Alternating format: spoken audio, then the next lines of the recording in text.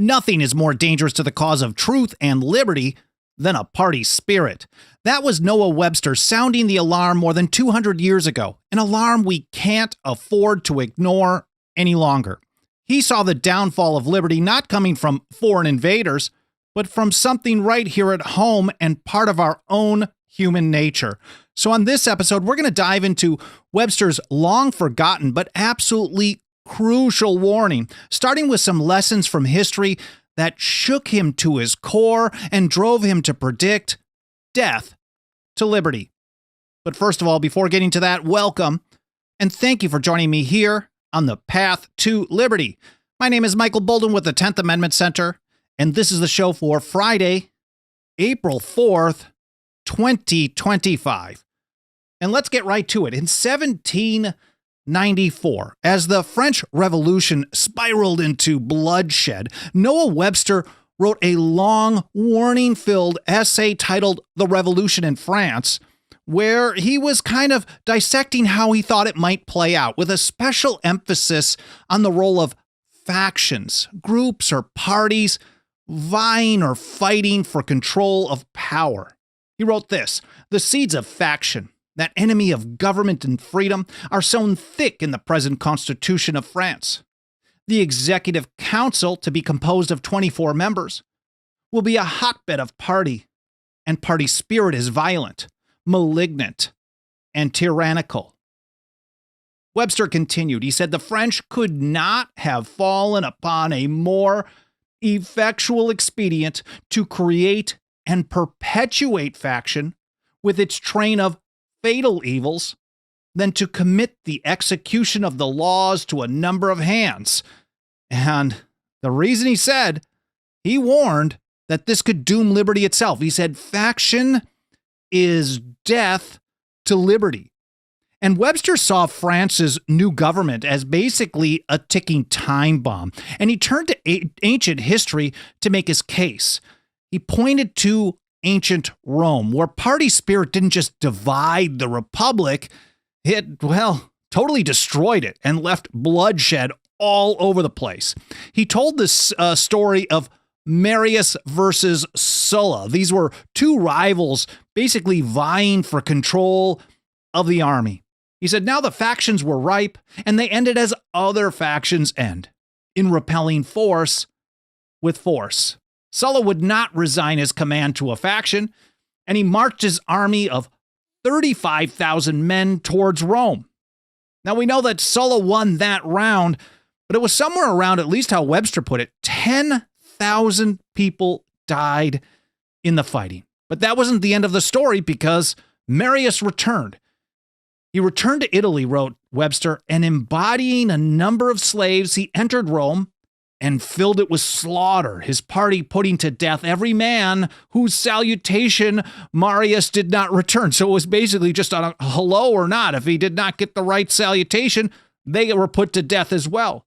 He grew daily more bloodthirsty, and at last put to death every person of whom he had the least suspicion. And then that wasn't the end of the story, because Sulla returned and re-defeated the Marius faction, which was being led by his son at that point. And he said, finally, Sulla crushed his rival's party and put to death the leaders, filling Rome with slaughter as Marius had done before him. Nearly 5,000 of the best citizens of Rome were proscribed and massacred. Sulla's assassin roamed through Italy to find the adherents of his opposing party and put them to indiscriminate slaughter. So back and forth, death and destruction. Webster's point, of course, faction turned Rome into a bloody battleground. And from there, he turned to another example in England. He said, just so in England, Cromwell destroyed the tyranny of Charles I by the cant of liberty and religion, then saddled the English with his own despotic power. So he was highlighting here the deceit that's often used by parties and factions. They often use liberty as a pretext, as a tool to get popularity and to gain more power.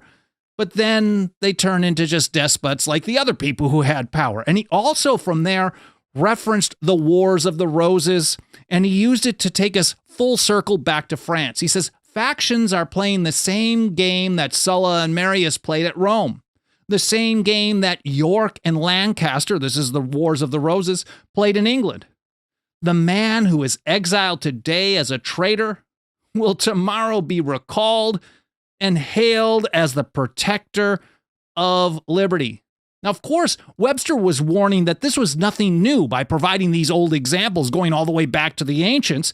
It was really just history repeating. He said the revolution of France, like that of Rome, is fruitful in lessons of instruction. History doesn't always repeat, but it certainly does rhyme, right? If we don't learn from history, we are doomed to repeat it.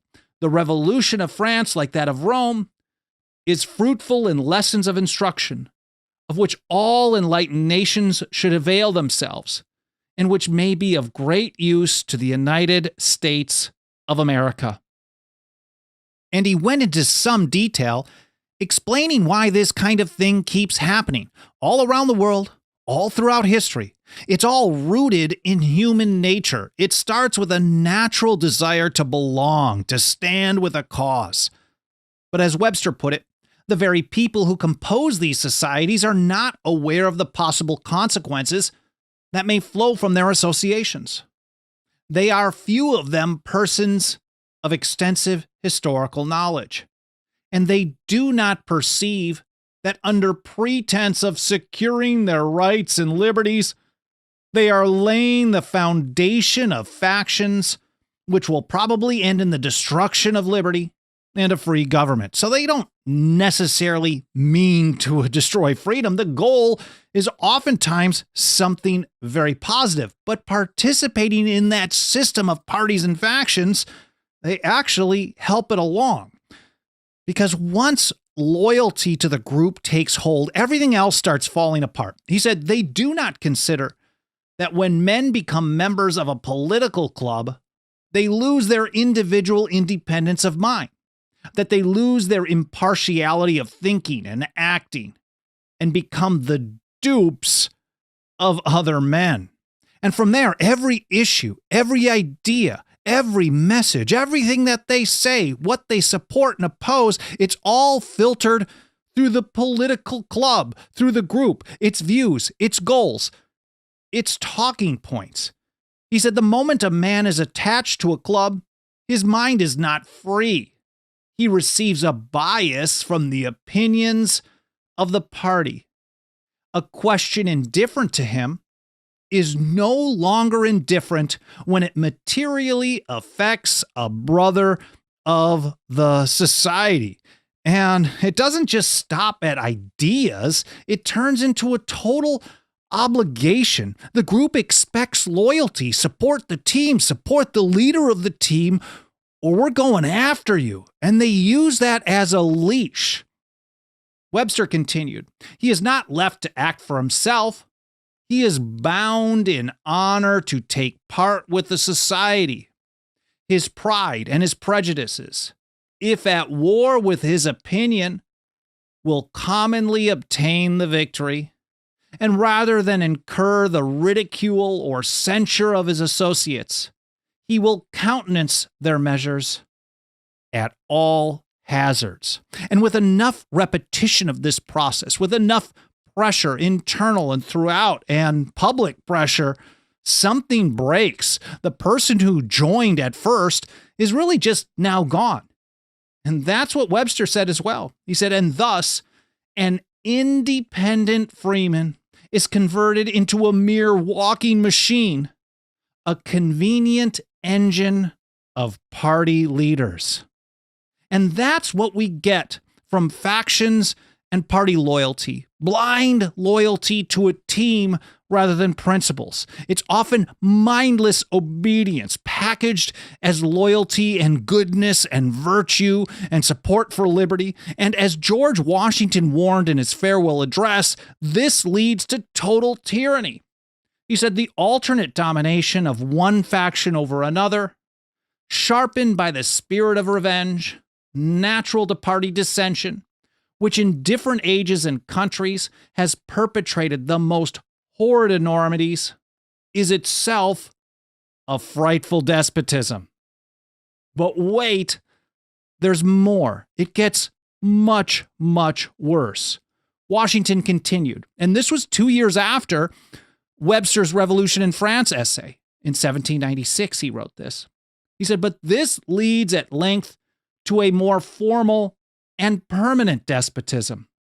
The disorders and miseries which result gradually incline the minds of men to seek security and repose in the absolute power of an individual. And Washington predicted how that would play out. And sooner or later, he said, the chief of some prevailing faction, more able or more fortunate than his competitors, turns this disposition to the purpose of his own elevation on the ruins of public liberty. As I said right at the outset, we've ignored these warnings for way, way too long. Nothing is more dangerous to the cause of truth and liberty than a party spirit. Noah Webster did not pull any punches. Not invasion, not economic collapse, party spirit. We see this kind of thing play out all the time before our very eyes. The loudest defenders of freedom, well, they often just vanish completely when their team is in power. And the same people who scream about usurpation or government overreach, they go silent or make excuses when their side does the same thing. Noah Webster's warning still hits like a hammer. Faction is death to liberty. Like pretty much everything else we cover on this show, the government-run and government-approved schools never teach any of this stuff. And that's a big reason we work so hard every single day to reach and teach more and more people about this essential history, these crucial warnings from the founders, about the Constitution, about the principles of liberty, how to defend both when government refuses to do so, which is, well, 24/7, 365, and nothing helps us do this work more than the financial faith and support of our members. If you got a couple of bucks of that dirty government fiat, please consider throwing it our way over at 10thamendmentcenter.com/members. Our membership program starts out at just $2 a month. We also have annual, 5-year, and lifetime options. And if you don't want to join as a member, that's fine. But if you want to help us out financially, because we do need the funds to be able to continue this work, to expand it, to get better at what we do and to reach more people, you can make a one-time contribution over at 10thamendmentcenter.com/donate. And if you're already a member and want to pitch in as well, I wanted to make sure that you have that information handy. No pressure at all, but I really am very grateful for any consideration you can give to putting your financial faith behind our work today. There's also a number of free and easy peasy things that you can do to help us spread the word, primarily by doing things that can help trigger the algorithms of the mainstream platforms. For example, on YouTube, the more watch time percentage, anything over 100% of watching the video, the more likely they'll show this video to more and more people. Reviews on Apple Podcasts, comments in the archive, subscribe, get notifications, all that stuff, again, will help trigger those algorithms, and we are reaching way more people than I ever thought possible. I'm very, very grateful for all your help and support, both financial and otherwise. I really hope you enjoyed this episode. I hope it was interesting. I hope it made you think. But more important than anything, I hope you learned something. I'm looking forward to seeing you next week. My episodes are going to be Monday and Wednesday of next week, so I hope you have an awesome weekend, and I'll see you next time here on the Path to Liberty.